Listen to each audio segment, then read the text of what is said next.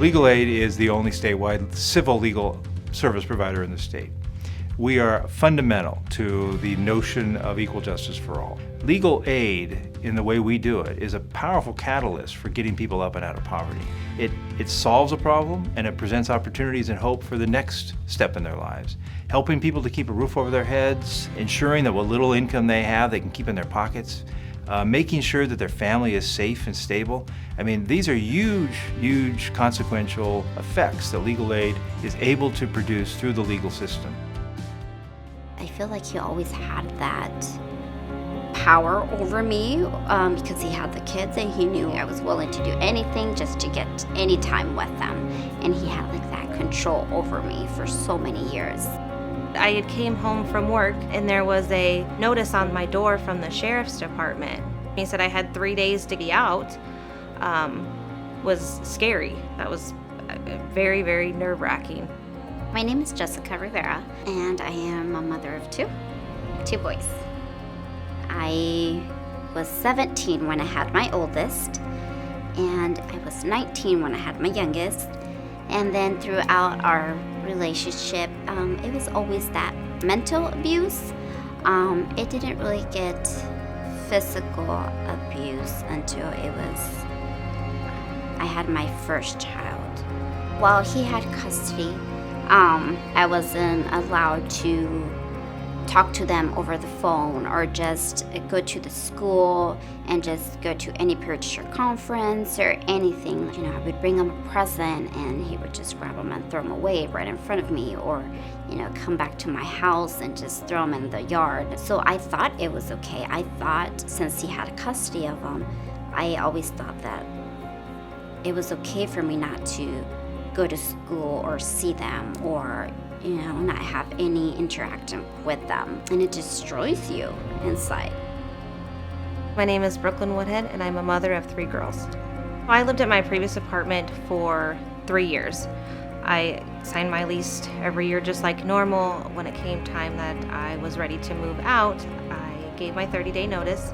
I was going back and forth with the office lady and she said, okay, well, we'll do a prorated rent for the last month. And I had all that in writing through email. And when I went to go pay my last month's rent, they wouldn't accept it because it was a partial payment. I said, no, it's not a partial payment. I have the emails, I have the documentation, and they refused to accept my rent. To come home and have a notice on your door, I mean, it's just gut-wrenching.